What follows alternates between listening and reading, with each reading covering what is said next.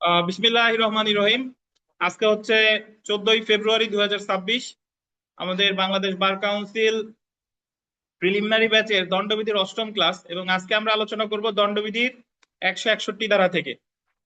এবং আমরা যদি যে এডিশনাল পেজটা আপনাদের দিয়েছি, এটা যদি একটু লক্ষ্য করে দেখেন যে আহ, দণ্ডবিধির 161 ধারা থেকে 171 ধারা পর্যন্ত সরকারি কর্মচারী দ্বারা বা সরকারি কর্মচারী বিষয়ক ঘুষ গ্রহণ সংক্রান্ত অপরাধ সমূহ বা তার শাস্তি সম্পর্কে আলোচনা করা হয়েছে। আমরা জানি যে সরকারি কর্মচারীরা একটা সরকারের তরফ থেকে বেতন পেয়ে থাকে।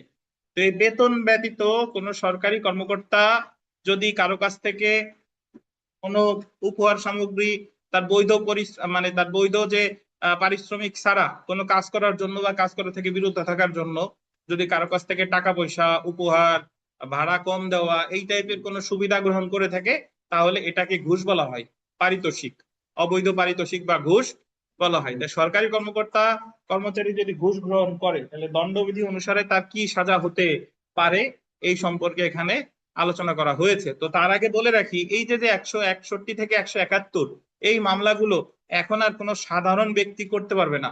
দুর্নীতি দমন কমিশন এটা 2004 সালে প্রতিষ্ঠিত হওয়ার পর থেকে এই মামলাগুলো সরাসরি করবে হচ্ছে দুদক।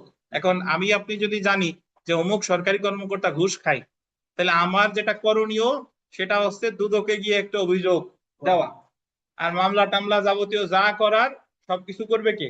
দুদক। তাহলে 161 থেকে 171 যে মামলা, এটা কে করবে? দুদক। এখানে আর একটা কথা বলা দরকার, সেটা হলো যে আপনি যদি মনে করেন যে অমুক সরকারি কর্মকর্তার বিরুদ্ধে খালি খেলে একটা অভিযোগ দিয়েছে, তাহলে দুদক যদি তদন্ত করে সরকারি কর্মকর্তার বিরুদ্ধে কিছু না পায়, তাহলে পাল্টা অ্যাকশন নেবে কিন্তু আপনার বিরুদ্ধে, যে অভিযোগ দিবে তার বিরুদ্ধে। সো সাবধান, আসলেই কি সে এটা করে কি করে না। আচ্ছা, তো প্রথমে আমরা চলে আসি ধারা 161। এবং এই যে যে পেজটা দিলাম, এই পেজের হুবহু একই হচ্ছে লিখিত পড়া। আপনি যদি এই 161 থেকে 100 এই যে এই পেজটা পড়েন, তাহলে লিখিত আপনার এই জিনিসটার প্রস্তুতি নেওয়া হয়ে যাবে ইনশাল্লাহ। তো প্রথমে যদি আমরা চলে আসি 161 ধারা, দেখেন, সরকারি কর্মচারী কর্তৃক কোন সরকারি কার্য সম্পর্কে বৈধ পারিশ্রমিক ব্যতীত অন্য বকশিস গ্রহণ। যে কোনো সরকারি কর্মচারী কর্তৃক দাপ্তরিক কাজের ক্ষেত্রে, আন্ডারলাইন করবেন, তার বৈধ পারিশ্রমিক ব্যতীত অন্য কোনো পারিতোষিক গ্রহণ দণ্ডবিধির 161 ধারায় শাস্তিযোগ্য অপরাধ, এবং উক্ত অপরাধের জন্য যে কোনো বর্ণনার 3 বছর পর্যন্ত কারাদণ্ডে, অর্থদণ্ডে, উভয় দণ্ডে দণ্ডিত হবে। তাহলে 161 ধারার কথা খুব সিম্পল। সরকারি কর্মকর্তা যদি সরাসরি পারিতোষিক নেয়, মানে ঘুষ সরাসরি, অন্য কোনো মাধ্যম নাই, নির্মল গিয়ে বিআরটি এর পরিচালককে টাকা দিয়ে ড্রাইভিং লাইসেন্স করে নিয়ে আসছে, ওনাদের মাঝে নির্মল আর উনি ছাড়া, কর্মকর্তা ছাড়া আর কোনো মাধ্যম নাই, তাহলে সরকারি কর্মকর্তা দণ্ডিত হবে 161 ধারায়, এবং তার শাস্তি হইতে পারে 3 বছর পর্যন্ত কারাদণ্ড বা অর্থদণ্ড বা, বুঝতে পেরেছেন? আচ্ছা, এখন এই জায়গায় অনেক এই এই ধারাগুলো যদি আপনি দণ্ডবিধির মূল বেয়ার এক ধরেন, ওই জায়গায় দেখবেন যে এই ধারাগুলো অনেক বড় করে লেখা, এবং ওই জায়গায় অনেক ঘুরাই পেঁচায় লেখা। তো আপনাদের বলে রাখি, এই ধারায় যে কথাগুলো আছে সেটা হলো যে সরকারি কর্মকর্তা দিয়ে কোনো কাজ কারো করানোর জন্য বা কোনো কাজ করা থেকে বিরত থাকার জন্য, দুইটা জিনিস, একটা অমিশন। এক মানে হলো কার্য করা, আর অমিশন মানে হলো কার্য বিরতি। তাহলে আপনি সরকারি কর্মকর্তার ঘুষ দিচ্ছেন কোনো কাজ করার জন্য, অথবা কি কোনো কাজ করার থেকে বিরত থাকার জন্য, সেই ক্ষেত্রে সরকারি কর্মকর্তা দায়ী হবে কত ধারায়? 161 ধারায়। সাজা কত? 3 বছর। তো আমরা এখানে একটি উদাহরণ যদি পড়ি, দেখেন, মুনসেফ ক, মুনসেফ মানে হলো ধরেন জজ, বিচারক, একটা সময় পর্যন্ত মুনসেফ বলা হতো। মুনসেফ ক ব্যাংকার ক্ষয়ের নিকট হতে ক্ষয়ের পক্ষে একটি মামলার সিদ্ধান্ত নির্ধারণের জন্য ক্ষয়ের প্রতি পুরস্কার হিসেবে ক্ষয়ের ভাইয়ের জন্য ক্ষয়ের ব্যাংকে একটি চাকরি সংগ্রহ করে। মানে বিচারক বলছে করে যে তোমারে আমি খালাস দিয়ে দিব, বিনিময়ে আমি বিচারক, আমার ভাই আছে, তোমার ব্যাংকে আমার ভাইয়ের একটা চাকরি দিব। ক অত্র ধারায় একটি অপরাধ সংগঠন করেছে বলে গণ্য হবে। এই জায়গা যদিও ওই মুনসেফ উনি সরাসরি কি ঘুষ নিছে? নেই নাই, কিন্তু তবুও যেটা গ্রহণ করছে এটা কি হিসেবে গণ্য হবে? ঘুষ হিসেবে গণ্য হবে। শাস্তি হবে কত ধারায়? 161 ধারায়। সাজা কত? 3 বছর। আশা করি বুঝতে পারছেন। তাহলে 161 ধারার কথা খুব সিম্পল, সেটা হলো যে কোনো সরকারি কর্মকর্তা কোনো কাজ করার জন্য বা কার্য হতে বিরত থাকার জন্য সে যদি স্বেচ্ছায় কারো কাছ থেকে তার বৈধ পারিশ্রমিক ছাড়া অন্য কোনো পারিশ্রমিক গ্রহণ করে, তাহলে সেটা হবে কি এই বেআইনি কাজ, এবং তার জন্য শাস্তি হতে পারে 3 বছর বা অর্থদণ্ড বা উভয়। আমরা চলে এসে ধারা 162। অসাধু বা অবৈধ উপায়ে সরকারি কর্মচারীকে প্রভাবিত করার উদ্দেশ্যে বকশিস গ্রহণ। এটা হলো, আমি আগে একটু বলে নিই তারপর পড়া শুরু করি। এটা হলো যে থার্ড পার্টি, সে একজনের কাছ থেকে টাকা নিছে, যে আমার এত টাকা দাও, অমুক আইন দিয়ে দিয়ে তোমার বার কাউন্সিল লিখিত পরীক্ষায় পাশ করাই দিবে। তো এই যে সে টাকা নিল, এখন তার সাথে আদৌ সরকারি কর্মকর্তার যোগসূত্র আছে কিনা ওটা অপ্রাসঙ্গিক, থাকতেও পারে নাও পারে, কিন্তু সে যে অমুক বিচারপতিকে দিয়ে এই কাজটা করাইতে চাইছে, এই যে দালাল, এই দালাল দণ্ডিত হবে 162 দ্বারা। বুঝছেন? এখন এই যে জায়গায় কিন্তু 162 দ্বারা সরকারি কর্মকর্তার জন্য না, 162 দ্বারা কার জন্য? দালালের জন্য। সে সরকারি কর্মকর্তাদের দিয়ে এই কাজটা করাইতে চাইছে। এখন সরকারি কর্মকর্তার সাথে সরকারি কর্মকর্তার যদি যোগসূত্র থাকে সেটা পরের ব্যাপার, কিন্তু যোগসূত্র থাক বা না থাক সে দণ্ডিত হবে কত ধারায়? 162 ধারায়। এই যে দেখেন, যদি কোনো ব্যক্তি কোনো সরকারি কর্মচারীকে দিয়ে কাজ করা বা কোনো কাজ করা হতে বিরত রাখার জন্য বা সরকারি কর্মচারী দ্বারা অপর কোনো ব্যক্তির নিকট হতে যে কোনো বকশিস অর্জন করে বা গ্রহণ করতে সম্মত হয়, তবে সেই ব্যক্তি যে কোনো মাননার কারাদণ্ড, যার মেয়াদ কত? 3 বছর পর্যন্ত হতে পারে, অর্থদণ্ড বা উভয়। তাহলে আমরা 162 মনে রাখবো থার্ড পার্টি, তৃতীয় পক্ষ নিচে কোন কাজ সরকারি কর্মকর্তারে দিয়ে করানোর জন্য, তাহলে সে দণ্ডিত হবে কততে? 162। উদাহরণ দেখেন, ক বিআরটি এর পরিচালক খ কে দিয়ে দ্রুত ড্রাইভিং লাইসেন্স করিয়ে দেওয়ার জন্য গ এর নিকট থেকে ঘুষ গ্রহণ করে। ক অত্র ধারায় একটি অপরাধ সংগঠন করেছে। মানে ক বলছে যে আমি বিআরটি এর পরিচালকরে দিয়ে তোমার দ্রুত ড্রাইভিং লাইসেন্স করাই দিব, বা আমার টাকা দাম পাসপোর্ট করাই দেব। তো এই যে আসলেই তার সাথে ওই সরকারি কর্মকর্তার সম্পর্ক থাক বা না থাক, সে যেটা করলো এই জন্য সে দণ্ডিত হবে কত ধারায়? 162 ধারায়, 3 বছর। তাহলে 161 সাজাও 3, 62 সাজাও 3। আমরা চলে আসি 163।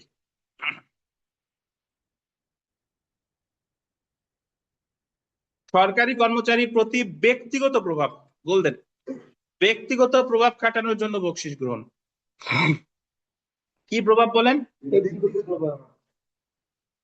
মামা চাচা খালা ফুফু চলে আসছে, আগেরটা হলো সরাসরি দালাল, সে বলছে যে অমুক স্যারের দিয়ে করাই দিব। আর আপনি যদি বলেন যে অমুক আমার বন্ধু, বিচারক আমার বন্ধু, টাকা দাও জামিন করাই দিব, টাকা দাও খালাস করে দিব, অমুক ওসি সাহেব আমার মামা, টাকা দাও চার্জশিট দিয়ে দিব। তাহলে এই যে ওসি সাহেবের সাথে আসলে আপনার সম্পর্ক থাক বা না থাক, ওসি সাহেব আপনার কাজ করুক বা না করুক, আপনি যে ব্যক্তিগত প্রভাব খাটানোর কথা বললেন, আপনি দণ্ডিত হবেন 163-তে। তাহলে দালাল হইলে 162, আর ব্যক্তিগত সম্পর্ক আছে মামা চাচা খালা ফুফু, এই তদবির যদি করতে চান, বন্ধুর তদবির যদি করতে চান, তাহলে কত? 163। দেখেন, যে ব্যক্তি ব্যক্তিগত প্রভাব প্রয়োগ করে কোনো সরকারি কর্মচারীকে কোনো কাজ করতে বা কোনো কাজ করা হতে বিরত থাকার জন্য বা কোনো ব্যক্তির প্রতি উপকার বা অপকার সাধন করার জন্য কোনো ব্যক্তির নিকট হতে বকশিস গ্রহণ করে, দেখছেন, তবে উক্ত ব্যক্তি বিনাশ্রম কারাদণ্ড, যার মেয়াদ কত? 1 বছর পর্যন্ত হতে পারে, অর্থদণ্ড উভয় দণ্ড। তাইলে অ্যাকচুয়ালি কিন্তু ওই মামা চাচার কথা বলেই কাজ করানো ভালো। সাজা কত? 1 বছর বিনাশ্রম। তো তাহলে স্বয়ং সরকারি কর্মকর্তা ঘুষ নিলে 161, 3 বছর। তৃতীয় কোনো ব্যক্তি নিলে 162, 3 বছর। আর ব্যক্তিগত প্রভাব খাটানোর কথা বলে নিলে 163, কত? 1 বছর বিনাশ্রম। আচ্ছা, এখন শুনেন, আমাদের সমাজে দালাল শব্দটা খারাপ, বাট অ্যাকচুয়ালি দালালি এক প্রকার ব্যবসা। বিদেশে এটা একটা বৈধ ব্যবসা। কেউ কেউ যদি বলে যে কি করো, সে ব্রোকারি করি, এটা ওই যে যে বিভিন্ন জিনিসপত্র যে আছে, এগুলো যেভাবে এক জিনিস আমি কিনে আরেকজনকে বেচতে সহায়তা করা, যা করে, এটা এক ধরনের প্রফেশনই, কিন্তু আমরা এটারে ব্যবহার করছি মানে কলুষিত করে ফেলছি। যখন তদবির শব্দটা আমরা যখন দেওয়ানি কার্যবিধি পূর্ব জায়গা বলছে, তদবির অভাবে মামলা খারিজ হয়েছে। এখন আমরা যারা দূষিত মনের অধিকারী, আমরা মনে ওই মামলায় মনে হয় টাকা পয়সা করে দিতে পারি না, এই কারণে বোধ হয় খারিজ হয়েছে। তদবির মানে হলো আমি কোনো পদক্ষেপ নেই। বুঝছেন? তো দেখেন ব্যাখ্যায় চলে আসি। এই ধারায় অ্যাডভোকেটদের যুক্তি প্রদর্শন এবং আদালতের নিকট বক্তব্য পেশ করাকে অপরাধ বলে গণ্য করা হয়নি, এটা আন্ডারলাইন করেন বিবিআই। এই ধারায় অ্যাডভোকেটদের যুক্তি প্রদর্শন এবং আদালতের নিকট বক্তব্য পেশ করাকে অপরাধ বলে গণ্য করা হয়নি। আইনজীবীগণ তাদের লিখিত সোয়ালে এবং মৌখিক বক্তব্যে বা বিচারকের নিকট উত্থাপন করেন তা করার জন্য যে পরিমাণ ফিস গ্রহণ করুক না কেন, উহাকে এই ধারার অধীন অপরাধ বলে গণ্য করা যাবে। এখন কথা আছে, আপনি যদি বলেন যে আমারে 1 লাখ টাকা দিবা, জামিন করাই দিব আমার নিজ যোগ্যতায়, এটা আপনার অপরাধ হয় নাই। আপনি যদি বলেন যে 1 লাখ টাকা দিবা, 30,000 70,000 দিতে হবে বিচারকরে, 30,000 অমুকরে, আমার ফিস মাত্র 10,000, এই কথা বলে যদি নেন, আবার আপনি অপরাধ করছেন। বুঝছেন? তাহলে আইনজীবীর এই উদাহরণ আসতে পারে যে একজন উকিল সাহেব এত টাকা নিচে জামিন করানোর জন্য, যা স্বাভাবিক ফিস অনেক বেশি, কিন্তু সে বলছে যে সে নিজের যোগ্যতায় জামিন করায় দিবে, এটা কি অপরাধ হয়েছে কিনা? এটা অপরাধ হয় নাই। কিন্তু সে যদি বলে যে জজ হচ্ছে আমার ভাই, জজ হচ্ছে আমার চাচাতো বোন, জজ হচ্ছে আমার দুলাভাই, মামা, এই কথা বলে যদি নাই, তাহলে আবার কি অপরাধ। এখন আমরা চলে এসে 164 ধারা।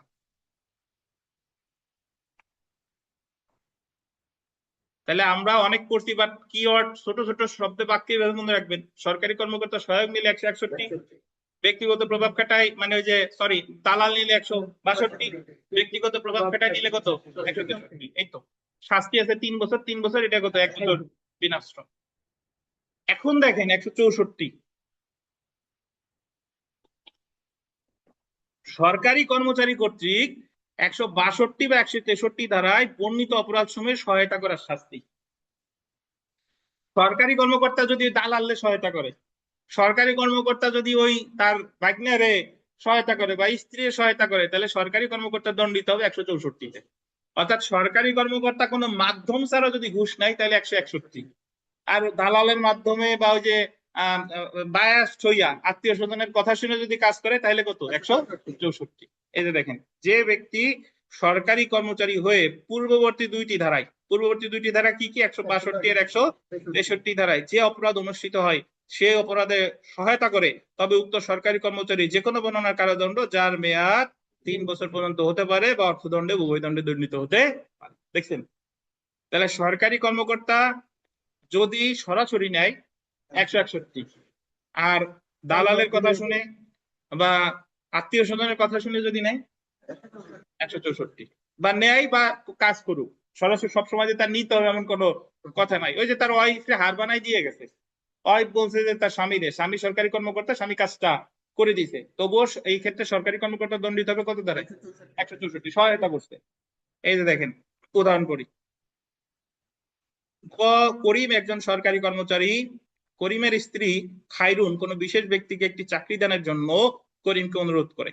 করিমরে অনুরোধ করছে তার ওয়াইফ, এবং উক্ত চাকরির প্রতিদান স্বরূপ একটি উপহার গ্রহণ করেন। ওয়াইফকে একটা উপহার দিয়ে আসছে, এবং ওয়াইফ তার হাজবেন্ডে বলছে যে তুমি এই কাজটা করে দিও।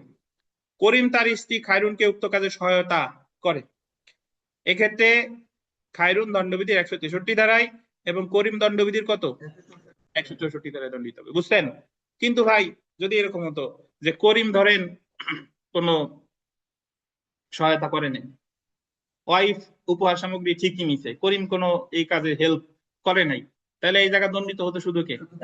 শুধু ওয়াইফ দণ্ডিত হতো। সাজা হতো কত? 163-তে 1 বছর বিনাশ্রম। বুঝছেন বিমল সাহেব? জিনিস খুব সোজা সহজ কিন্তু।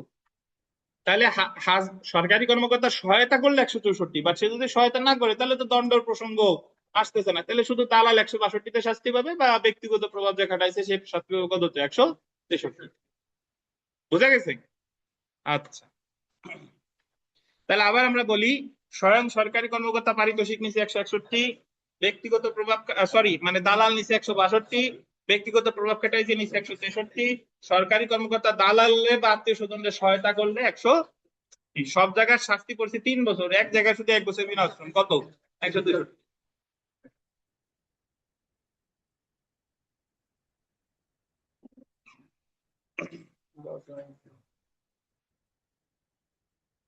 এখন চলে আসি আমরা ধারা 165। 165 আর 161 ধারার ভিতরে একটা মিল আছে, সাদৃশ্য আছে। 161 ধারা হলো সকল সরকারি কর্মচারীর ক্ষেত্রে প্রযোজ্য, কিন্তু 165 ধারা হলো শুধুমাত্র বিচারিক কর্মকর্তা যারা, মানে ধরেন বিচারকদের ক্ষেত্রে প্রযোজ্য। যেমন দেখেন, যে ব্যক্তি একজন সরকারি কর্মচারী হয়ে কোনো মকদ্দমা বা ব্যবসা পরিচালনা করে উক্ত মকদ্দমায় স্বার্থ সংশ্লিষ্ট কোনো পক্ষ বা অন্য ব্যক্তির নিকট হতে উক্ত মকদ্দমায় কোনো সুবিধা প্রদানের জন্য, আন্ডারলাইন করবেন, কোনো মূল্যবান বস্তু গ্রহণ করে, সেই উক্ত সরকারি কর্মচারী যে কোনো বর্ণনার কারাদণ্ডে বা যার মেয়াদ কত 3 বছর পর্যন্ত হতে পারে, অর্থদণ্ডে উভয় দণ্ডে দণ্ডিত হতে পারে। মানে টাইটেলটা পড়ি, সরকারি কর্মচারী কর্তৃক পরিচালিত মকদ্দমা বা ব্যবসা সংশ্লিষ্ট ব্যক্তির নিকট হতে মূল্যবান বস্তু গ্রহণ। তাহলে মামলা পরিচালনা করে কোন সরকারি কর্মকর্তা বলেন? বিচারক। মানে মামলার সে বিচার করে তো বিচারক। তাহলে এই ক্ষেত্রে বিচারক শাস্তি পাবে কত ধারায়? 165 ধারায়। এখানে যে উদাহরণটা আছে এরকম দেখেন, আমি আগে একটু বুঝাইনি তারপরে বলি যে একজন বিচারক, উনার কোর্টে একজনের মামলা আছে, এখন ওই বিচারক আবার ওই আসামির বাসায় ভাড়া থাকে। তাহলে বাসা ভাড়া ধরেন 40,000, কিন্তু বিচারক ওনারে দেয় 20,000, বা ওই লোক বলছে যে স্যার আপনার 20,000 দেওয়া লাগবে না, শুধু আমার মামলাটা একটু দেখেন। তাহলে ভাড়া কম দিচ্ছে 20,000 করে, বিনিময়ে ওই লোকের ওই মামলায় তারে কি দিছে? বিশেষ ডিগ্রি দিছে বা সুবিধা দিছে। তাহলে বিচারক দণ্ডিত হবে কত ধারায়? 165। এখন যদি বলেন যে স্যার তাহলে 161 আর 165 কি সেম? পার্থক্য আছে। 165টা স্পেসিফিক ভাবে কার জন্য প্রযোজ্য? বিচারকদের জন্য প্রযোজ্য। আর 161টা বিচারক সহ অন্যান্য সরকারি কর্মকর্তা সকলের ক্ষেত্রেই প্রযোজ্য। এই যে দেখেন, বিচারক কালিমুল্লাহ খবিরের নিকট থেকে একটি বাড়ি ভাড়া নেয়। তাহলে বিচারকের নাম কালিমুল্লাহ, তিনি বাড়ি ভাড়া নিয়েছে খবিরের কাছ থেকে। কালিমুল্লাহের আদালতে খবিরের একটি মকদ্দমা বিচারাধীন আছে। বাড়িটির মাসিক ভাড়া প্রতি মাসে 200 টাকা হলেও কালিমুল্লাহ খবিরের সাথে এই মর্মে চুক্তি করে যে কালিমুল্লাহ প্রতি মাসে 50 টাকা দিবে। তাহলে বাসা ভাড়া কত? 200, দিবে কত? 50। এখানে কালিমুল্লাহ যথাযথ মূল্য প্রদান না করে খবিরের নিকটে একটি মূল্যবান বস্তু অর্জন করেছে বলে গণ্য হবে এবং এই ধারায় দণ্ডিত।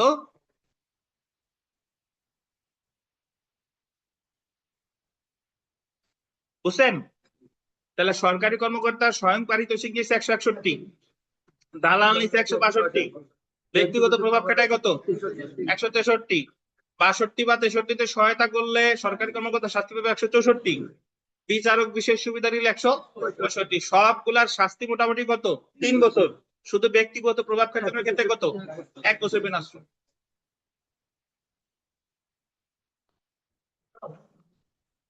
আচ্ছা, আপনি যদি একটু মনোযোগ দেন তাহলে আমাদের পড়া কিন্তু এই জায়গায় অনেক হয়ে যায়। দেখেন, এখন আমরা এতক্ষণ সরকারি কর্মকর্তারে মোটামুটি ওনারে সমালোচনা করছি, এখন আসি আমরা সাধারণ মানুষ যারা আমরা পারিতোষিক দিতে ভালোবাসি। আমরা কিছু মানুষ আছে যে সরকারি কর্মকর্তা চাক বা না চাক সেটা আগে দেখি না, আমরা যাই আগে অফার করি যে আপনি মিষ্টি খাইন। আমি যদি স্বপ্রণোদিত হয়ে কাউরে ঘুষ নিতে প্ররোচিত করি তাহলে সাধারণ ব্যক্তির শাস্তি হবে 165 কম। মানে ঘুষ যে দাতা, এতক্ষণ শাস্তি পাইছে কার? গ্রহীতার। আর এখন যে ঘুষ দিচ্ছে দাতা, তার শাস্তি আছে 165 কতে।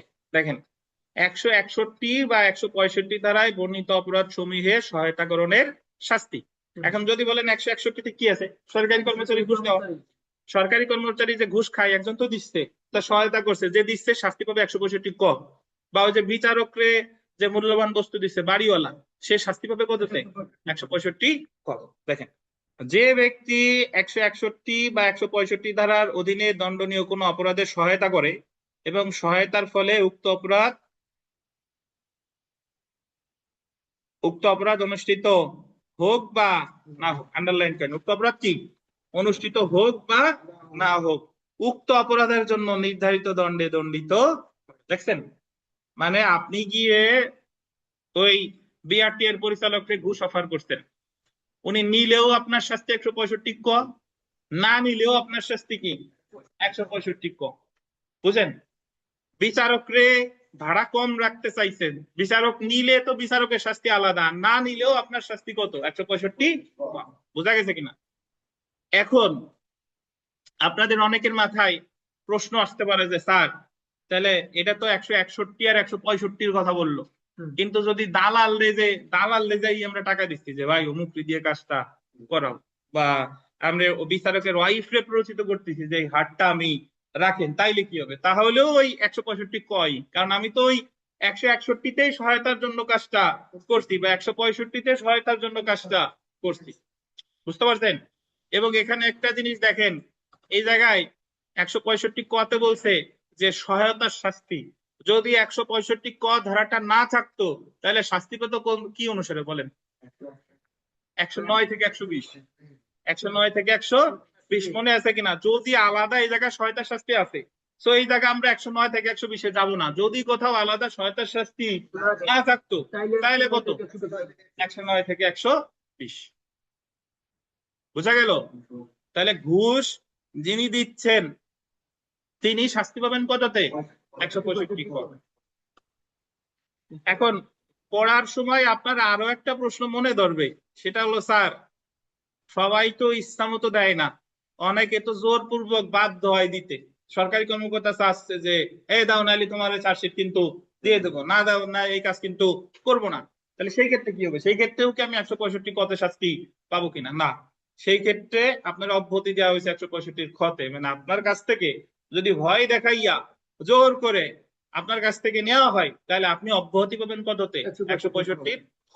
এই যে দেখেন, ধারা 165 খ কতিপয় সহায়তাকারীর অব্যাহতি।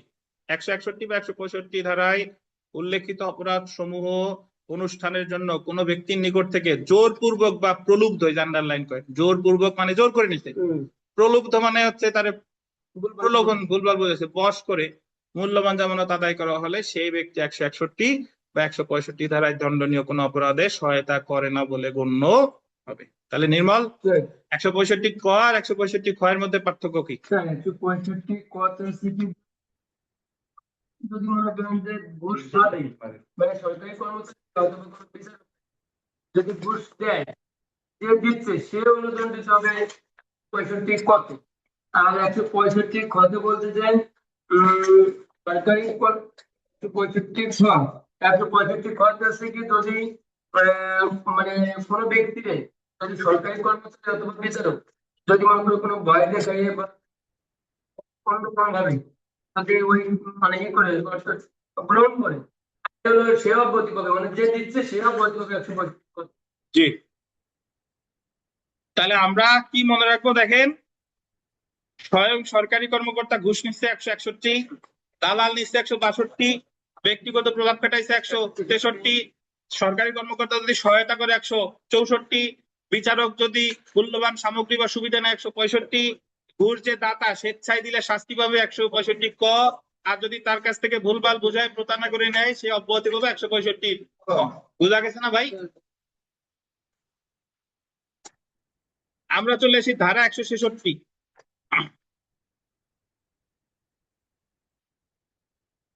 কোন ব্যক্তির ক্ষতি সাধন কল্পে সরকারি কর্মচারী কর্তৃক আইন অমান্যকরণ। আপনি সরকারি কর্মকর্তা হইয়া কার কাছ থেকে ঘুষ টুস কিছু নেন নাই, কিন্তু তার ক্ষতি করার জন্য কাজটা করছেন। বুঝছেন? আপনি ইচ্ছা করে বিচারক হয়ে কারো বিরুদ্ধে আপনি কারো কাছ থেকে ঘুষ টুস নেন নাই, কিন্তু ইচ্ছা করে তার সম্পত্তি ক্রোকের আদেশ দিচ্ছেন।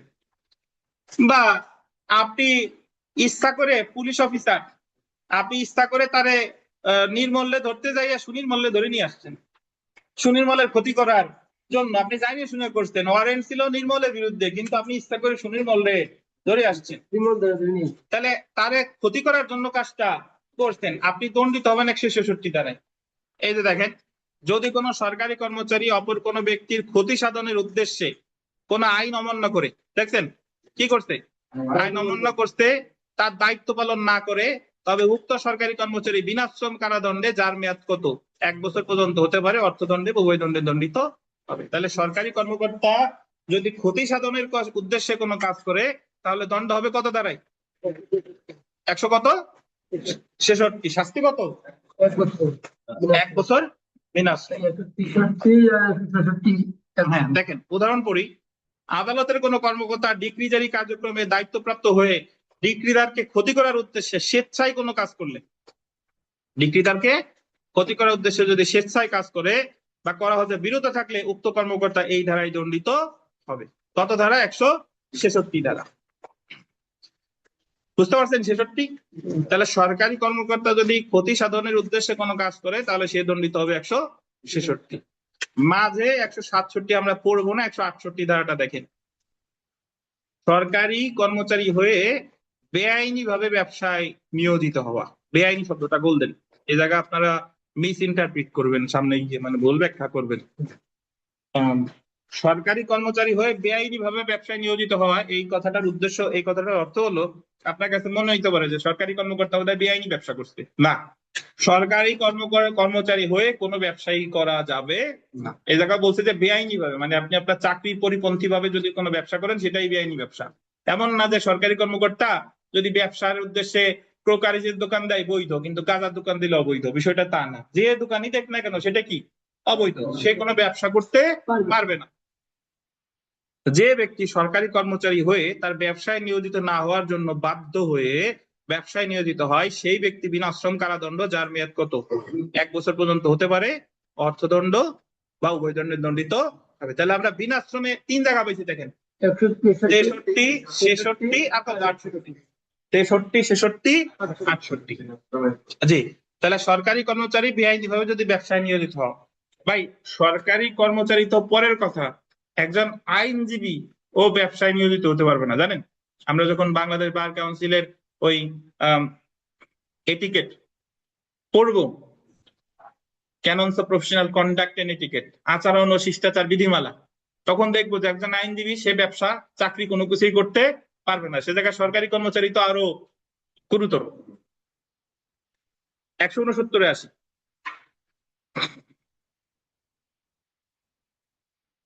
আজকে মনে হয় আপনারা অনেকে পরীক্ষার জন্য আসেন নাই ভয়তে, নাকি? পরীক্ষা কিন্তু অ্যাকচুয়ালি ভয়ের কিছু নাই, পরীক্ষা দিতে হবে আনন্দ নিয়ে। যতদিন আপনার মনে পরীক্ষার আনন্দ না আসছে, কারণ আপনি পরীক্ষায় 5 পেলেন 10 পেলেন এটা কোনো ব্যাপার না। আমার দেখতে হবে আমি পরীক্ষায় প্রতিদিন অংশগ্রহণ করবো, আমি কত পাই। অনেক প্রশ্ন আসবে আপনাদের, এখনো যারা দীর্ঘদিন ধরে আমার সাথে আসছেন, কারণ ওই প্রশ্নটা আপনি বাসায় পড়েন নাই, কিন্তু বারবার পরীক্ষা আসাতে আসাতে দেখলো ওই জিনিসটা আপনার মনের মধ্যে গেঁথে গেছে, যেটা হলো এই জিনিস। ঠিক আছে, দেখেন ধারা 169, সরকারি কর্মচারী বেআইনি ভাবে সম্পত্তি ক্রয় করা বা নিলামে দর হাঁকা। আন্ডারলাইন করেন, নিলামে দর হাঁকা বা বেআইনি ভাবে সম্পত্তি ক্রয় করা। দেখেন আমরা ফৌজদারি কার্যবিধি পড়ে আসছি, ফৌজদারি কার্যবিধিতে একটা বিষয় আছে ওই যে অপরাধ যে সম্পত্তিগুলো জব্দ করে বা অপরাধ সংগঠনে যে সম্পত্তিগুলো পুলিশ হেফাজতে নেয়, ওইগুলা কি কি করতে পারে? যার জিনিস তারা ফেরত দিতে পারে, যদি অবৈধ জিনিস হয় তাহলে কি করে? ধ্বংস করে। আর যদি যার জিনিস সে প্রমাণ করতে পারে নাই বা কেউই প্রমাণ করতে পারে নাই, তাহলে ওই জিনিসগুলো সরকারি ভাবে কি করে? নিলামে তুলে। এখন নিলামে যারা দায়িত্বরত কর্মকর্তা, তারা আবার ওই সম্পত্তি নিলামে কিনতে পারবে না, নামেও পারবে না, বেনামেও পারবে না। তারা যদি ক্রয় করে তাহলে তারা অপরাধ করছে 169 দ্বারাই। বুঝছেন? এই যে দেখেন, যে ব্যক্তি সরকারি কর্মচারী হয়ে কোনো বিশেষ সম্পত্তি ক্রয় না করা বা উহার জন্য নিলামে দর না হাঁকার জন্য আইনে বাধ্য হয়ে তার নিজের নামে, দেখছেন কি, নিজের নামে বা অন্য কারো নামে যৌথভাবে, নিজের নামে অথবা কি অন্য কারো নামে যৌথভাবে উক্ত সম্পত্তি ক্রয় করে বা উহার জন্য নিলামে কি দর হাঁকে, তবে উক্ত সরকারি কর্মকর্তা বিনাশ্রম কারাদণ্ড, যার মেয়াদ, এটা কি বিনাশ্রম, যার মেয়াদ 2 বছর পর্যন্ত হতে পারে বা অর্থদণ্ডে উভয় দণ্ডে দণ্ডিত হবে। এবং সম্পত্তি ক্রয় হয়ে থাকলে গোল দিবেন, উহা বাজেয়াপ্ত করা হবে। বাজেয়াপ্ত। আপনারা অনেকে জিজ্ঞাসা করছিলেন বা নির্মল সোনাবোধ একদিন জিজ্ঞেস করছে না কে জানি স্যার, যে আমরা দণ্ডবিধিতে 53 ধারায় শাস্তি পাইছি 5 প্রকার, কি কি? মৃত্যুদণ্ড, যাবজ্জীবন কারাদণ্ড, কারাদণ্ড, সম্পত্তি বাজেয়াপ্ত, অর্থদণ্ড। স্যার আমরা সব জায়গায় তো 4টে জিনিস পাই, কিন্তু বাজেয়াপ্ত কোন জায়গায় আছে? এই যে বাজেয়াপ্তর ধারা 169। সরকারি কর্মকর্তা তিনি যদি তার দায়িত্বে থাকা অবস্থায় যে সম্পত্তি নিলামে উনি ক্রয় করার অধিকারী না, সেই সম্পত্তি যদি উনি ক্রয় করে ফেলে, তাহলে উনি তো শাস্তি তো পাচ্ছে এই 2 বছর বিনাশ্রম, আর যেটা ক্রয় করতে সেই সম্পত্তি কি হবে? বাজেয়াপ্ত হবে।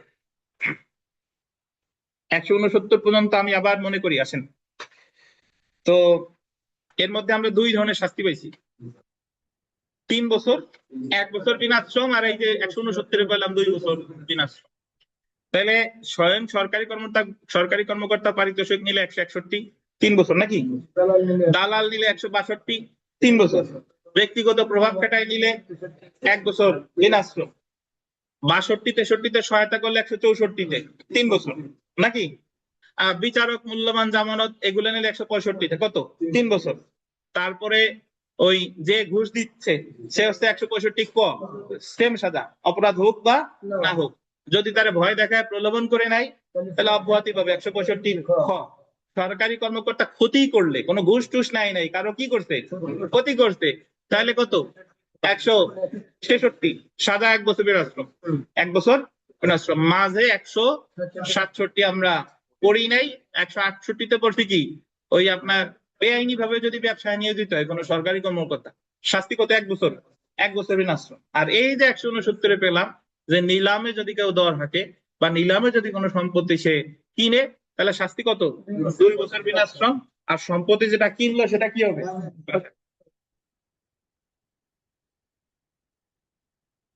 সমস্যা 1, 170 ধারা আমরা আলাদা করে পড়বো না, এই জায়গায় একটা সমস্যা আছে, সমস্যা পরেই 70 ধারা পড়বো। দেখেন, এই কই যান, কে ফোন দিয়েছে, বান্ধবী নাকি? আসেন, এদিকে আসেন। সমস্যা 1 দেখেন, কালিমুল্লাহ নিজেকে হবে নিকে হয়ে গেছে, নিজেকে সচিব পরিচয় দিয়ে খবিরকে সচিবালয়ে চাকরি পেয়ে দেওয়ার জন্য 1 লক্ষ টাকা গ্রহণ করে। উক্ত ঘটনায় কালিমুল্লাহ কোনো অপরাধ করেছে কিনা? যে কোনো বিষয় আগে আমার ভালোভাবে বুঝতে হবে যে প্রশ্নটা কি চাইছে। প্রশ্ন চাইছে যে কালিমুল্লাহ নিজের সচিব হিসেবে পরিচয় দিচ্ছে, অ্যাকচুয়ালি সে সচিব না, সে একজন সাধারণ ব্যক্তি, কিন্তু নিজের কি সচিব হিসেবে পরিচয় দিয়ে একজনকে বলছে যে তোমার সচিবালয়ে চাকরি পেয়ে দিব, তার কাছে কত টাকা নিছে? 1 লাখ টাকা নিছে। এখন কালিমুল্লাহ যে কোনো অপরাধ করছে কিনা, এই হলো প্রশ্ন। এখন সরকারি কর্মচারীর ছদ্মবেশ ধারণ করে কোনো কাজ করা, এটা হলো অপরাধ 170 ধারায়। 170 ছদ্মবেশ কখন? যে সরকারি কর্মকর্তা আমি না। মাঝে মাঝে দেখেন না পত্রিকায় যে র্যাব সেজে গেছে, পুলিশ সেজে গেছে, ভুয়া বিচারকও সাজে মাঝে মধ্যে, ভুয়া ম্যাজিস্ট্রেট। এদের বুকের পাটায় কি বল, মানে ভুয়া র্যাব পুলিশ সেজে কোনো কাজ করতেছে দেখেন। তাহলে এই সমস্যামূলক প্রশ্ন লিখিততে আমরা যেভাবে পড়বো 4টা ধাপে আমরা সলভ করব। এখানে দেখেন ঘটনার বর্ণনা, প্রশ্নে যা জানতে চাইছে, এখানে একটু হালকা লিখিত ফ্লেভার পাবেন। দেখেন প্রশ্নে যা জানতে চাইছে সেটা দেখে হুবহু ঘটনার বর্ণনা লেখা যাবে। ওই যে প্রশ্নের যে লাস্ট লাইন বাদ দিয়ে হবে হলো ঘটনার বর্ণনা। অর্থাৎ কালিমুল্লাহ নিজেকে সচিব পরিচয় দিয়ে খবিরকে সচিবালয় চাকরি পেয়ে দেওয়ার জন্য 1 লক্ষ টাকা গ্রহণ করে, এইটুকু হবে কি ঘটনার বর্ণনা। এবার আসেন বিচার্য বিষয়। বিচার্য বিষয় মানে হলো ওই যে লাইনটা আমরা লিখি নাই ঘটনার বর্ণনার মধ্যে, ওই বিষয়টা হবে কি বিচার্য বিষয়। উক্ত ঘটনায় কালিমুল্লাহ কোন অপরাধ করেছে কিনা তা আলোচনা করতে হবে। ওই প্রশ্নে আপনার কাছে জিজ্ঞাসা করছে যে উক্ত ঘটনায় কালিমুল্লাহ কোন অপরাধ করেছে কিনা, আর এই জায়গায় আমি আমার ভাষায় লিখবো যে উক্ত ঘটনায় কালিমুল্লাহ কোন অপরাধ করেছে কিনা তা আলোচনা করতে হবে। ভাষাগত বুঝেন, তাহলে ওই জায়গায় প্রশ্ন করছে আর এই জায়গায় লিখবো কি আমার ভাষায় আলোচনা করতে হবে। এবার তাহলে যে কোনো সমস্যামূলক প্রশ্ন যখন রিটেনে আসবে তখন 2 অংশ লিখতে আমার কোনো কিছু জানার দরকার নাই। এই 2 অংশ আমি প্রশ্ন দেখেই লিখতে পারবো। কি কি? ঘটনার বর্ণনা আর বিচার্য বিষয়। এখন দেখেন আমরা আইনানুগ পর্যালোচনা। এখন আপনার আইনগত যে বিধিবিধান আছে, যাবতীয় যা যা আছে সবকিছু আলোচনা করবেন কোথায়? আইনগত পর্যালোচনা। এবার দেখেন কালিমুল্লাহ দণ্ডবিধির 170 ধারার অপরাধ করেছে। 170 ধারায় সরকারি কর্মচারী ছদ্মবেশ ধারণ করে, আন্ডারলাইন করেন, সরকারি কর্মচারী ছদ্মবেশ ধারণ করে মিথ্যা পরিচয় দেওয়া অপরাধ হিসেবে গণ্য করা হয়েছে। 170 ধারার অধীন কোনো ব্যক্তি দণ্ডিত হতে পারে যদি কোনো ব্যক্তি সরকারি কর্মচারী নয় জেনেও সে নিজেকে কি সরকারি কর্মচারী হিসেবে কি করে দাবি করে। এরপরে যদি পরেরটা দেখেন, মিথ্যাভাবে অনুরূপ সরকারি কর্মচারী ছদ্মবেশ ধারণ করে কোনো কাজ করে বা করার চেষ্টা করে, তবে উক্ত সরকারি কর্মচারী যে কোনো বর্ণনার কারাদণ্ডে যার মেয়াদ কত 2 বছর পর্যন্ত হতে পারে বা অর্থদণ্ডে উভয় দণ্ডে দণ্ডিত হবে। তাহলে এখানে দুইটা বিষয়, সরকারি কর্মচারী ছদ্মবেশ ধারণ করছে এবং সেই অনুসারে শুধু ছদ্মবেশ ধারণই করে নাই, ওই ছদ্মবেশ ধারণ করে কোনো কি কাজ করছে, বুঝেন কিনা? মানে একজন ব্যক্তি আরেকজন ব্যক্তির ছদ্মবেশ ধারণ তো ধরেন আপনি স্কুলে যেমন খুশি তেমন সাজে পুলিশ হইছেন, র্যাব হইছেন, এটা কোনো অপরাধ না। কিন্তু অপরাধটা হবে এই ছদ্মবেশ ধারণ করে যখন আপনি কোনো কাজ করবেন বা করার চেষ্টা করবেন। তো এখানে কালিমুল্লাহ কি শুধু ছদ্মবেশ ধারণ করছে? ছদ্মবেশ ধারণ করে কি টাকাও নিছে। তাহলে এখানে কালিমুল্লাহ নিজে সচিব নয়, এটা জানা জেনে নিজেকে সচিব পরিচয় দিয়েছে, এটা জেনে হবে, জানা হয়ে গেছে, এটা জেনে নিজেকে কি সচিব পরিচয় দিয়েছে। এবং সে চাকরি দেওয়ার জন্য 1 লক্ষ টাকা গ্রহণ করেছে। সরকারি কর্মচারী না হওয়ার পরেও নিজেকে সরকারি কর্মচারী হিসেবে পরিচয় দেওয়া 170 ধারায় অপরাধ না, মানে শুধু সরকারি কর্মচারী হিসেবে পরিচয় দেওয়া অপরাধ না। এখন বলতে পারেন যে স্যার তাহলে শুধু সরকারি কর্মচারী হিসেবে পরিচয় দেওয়া অপরাধ না, তাহলে আমি যদি যাই বলি কোথাও যে আমি পুলিশের আইজিপি, আমার কি অপরাধ হবে না? এখন আপনি এক জায়গায় যাই পুলিশের আইজিপি কেন বলতেছেন? অবশ্যই জায়গায় আপনার একটা কি আছে, উদ্দেশ্য আছে, এই কারণেই তো আপনি পরিচয় দিচ্ছেন। তো ওই যে উদ্দেশ্য নিয়ে কাজটা করলে কি অপরাধ? বরং 170 ধারা তখনই প্রযোজ্য হবে যখন উক্ত পদ ব্যবহার করে বেআইনি ভাবে কোনো কিছু করার চেষ্টা করে। যেহেতু কালিমুল্লাহ শুধুমাত্র নিজেকে সচিব মর্মে পরিচয় দিয়েছে এমন না, বরং উক্ত পরিচয় ব্যবহার করে 1 লক্ষ টাকাও নিয়েছে, তাই কালিমুল্লাহ 170 ধারায় দণ্ডিত। তাহলে আমার আইনগত পর্যালোচনা, এটা লেখার টেকনিক হলো যে ওই পার্টিকুলার প্রবলেমটা কোন ধারায় পড়ে, আগে ওই ধারাটা লিখবেন, তারপর ওই ধারার সাথে এই ফ্যাক্টের মানে ঘটনাটা কি করবেন, বিশ্লেষণ করবেন, সব শেষে গিয়ে দেবো সিদ্ধান্ত। মানে আগে আমি ঘটনার বর্ণনা তো লিখলাম, বিচার্য বিষয় তো লিখলাম, আইনগত পর্যালোচনায় আমি পড়ে বুঝছি যে এটা কত ধারায় অপরাধ হয়েছে, 170 ধারায়। তাহলে 170 ধারাটা আগে লিখলাম, লিখে বললাম যে যেহেতু কালিমুল্লাহ নিজেকে সচিব মর্মে পরিচয় দিয়েছে, সচিব একজন সরকারি কর্মকর্তা এবং 1 লক্ষ টাকাও গ্রহণ করছে, তাই কালিমুল্লাহ 170 ধারার অপরাধ করেছে। আচ্ছা, তো সিদ্ধান্ত দেখেন, সুতরাং উল্লেখিত ঘটনায় কালিমুল্লাহ দণ্ডবিধির 170 ধারায় দণ্ডিত হবে। কত ধারায়? 170 ধারায়। এই সেম পেজটা যদি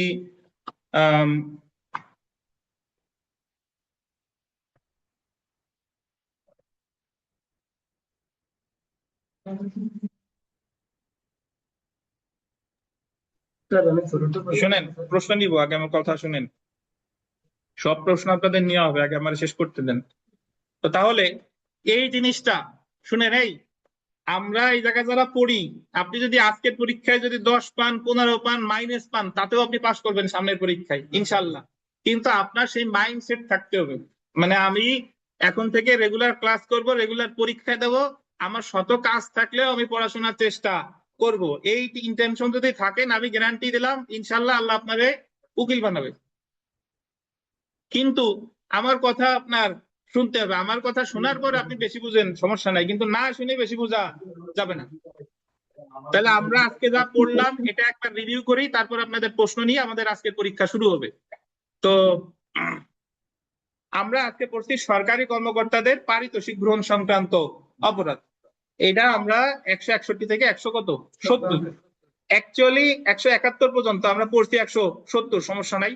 তো যে জিনিসটা আমরা মনে রাখবো সেটা হচ্ছে যে এই মামলাগুলো কে করে বর্তমানে, দুদক, দুর্নীতি দমন কমিশন।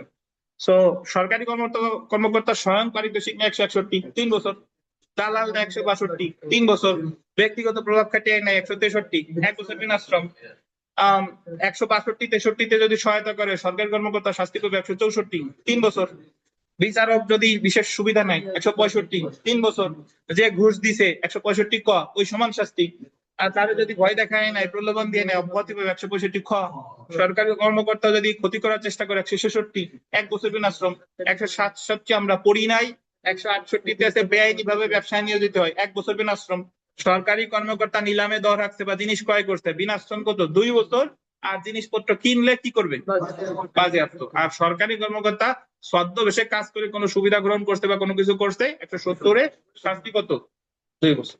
এখানে একটু স্টার দিয়ে লিখে দেখেন, ছদ্মবেশে প্রতারণা সংজ্ঞা 416, শাস্তি 419। একটু লিখে রাখেন। ছদ্মবেশে প্রতারণা, ছদ্মবেশে প্রতারণা সংজ্ঞা 416, শাস্তি 419।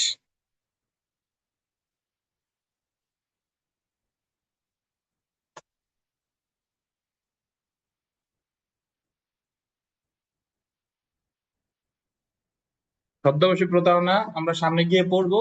সংজ্ঞা কততে? 416, শাস্তি 419। ওই জায়গায় শাস্তি আছে 3 বছর, যে কোনো বর্ণনা 3 বছর। এখন যার যার প্রশ্ন আছে দয়া করে করেন, বলেন। নির্মল সোনা, কি প্রশ্ন আছে? দ্রুত করেন। স্যার আমি তো সবটাকে ধারণ করলাম, আমার তো উদ্দেশ্য নয় যে আমি মানে অঘটনা ঘটাবো, যে আমি পরিচয় দিলাম যে আমি একটু ধারণ করতে চাই। কোন জায়গায় পরিচয় দিচ্ছেন আমার ফ্যাক্টটা বলেন খুলে। কারণ স্যার বাইরে যাচ্ছি, হ্যাঁ, কারণ আমি তো যদি বাইরে যাওয়ার কথা যদি পরিচয় থাকতে ওই দিকে যদি ওই জিনিসটা বলি তাহলে তো প্রতিরোধ রাস্তা নিচ্ছি। হ্যাঁ, আর যদি ওই জিনিসটা যদি বাইরে বললাম যে আমি চাই যদি প্রস্তুত তাহলে সেই ক্ষেত্রে ভাইরে বলতেছেন আইজিপি, এখন কেন বলতেছেন তারে? নিজেই বড় সাজার জন্য? ওই জায়গা তো কোনো সুবিধা নেওয়ার জন্য যদি আপনি বলেন, অবশ্যই আপনি অপরাধী। আপনি যদি ওই জায়গা একটা জিনিস এভাবে চিন্তা করেন, আমরা সামনে গিয়ে পড়বো যে মিথ্যা দলিল প্রস্তুত কোনো অপরাধ না, কিন্তু মিথ্যা দলিল মানুষ প্রস্তুত কেন করে? জালিয়াতি করার জন্য। তখন সেটা কি? অপরাধ। সো আপনি আপাতত এতটুকু ধরে নেবেন যে ছদ্মবেশে পরিচয় দিলেই আপনি অপরাধী। কাজটি হোক আর না হোক। হ্যাঁ, আপনি কাজটি হোক আর না হোক মানে কি? আপনি কোথাও পরিচয় দিচ্ছেন মানেই তো আপনি তার একজন উদাহরণ। আপনি বিয়ে করার সময় যায় বলতেছেন যে আপনি তো উকিল, বাট অ্যাকচুয়ালি আপনি উকিল এখনো হন নাই। হ্যাঁ, অবশ্যই ছদ্মবেশে প্রতারণা 419। আপনি যদি অ্যাপ্রেন্টিস লয়ের একজন উকিলও ছদ্মবেশে প্রতারণা করে, সে জজ কোর্টের উকিল, পরিচয় দিচ্ছে আমি হাইকোর্টের উকিল, এও ছদ্মবেশে প্রতারণা করতে।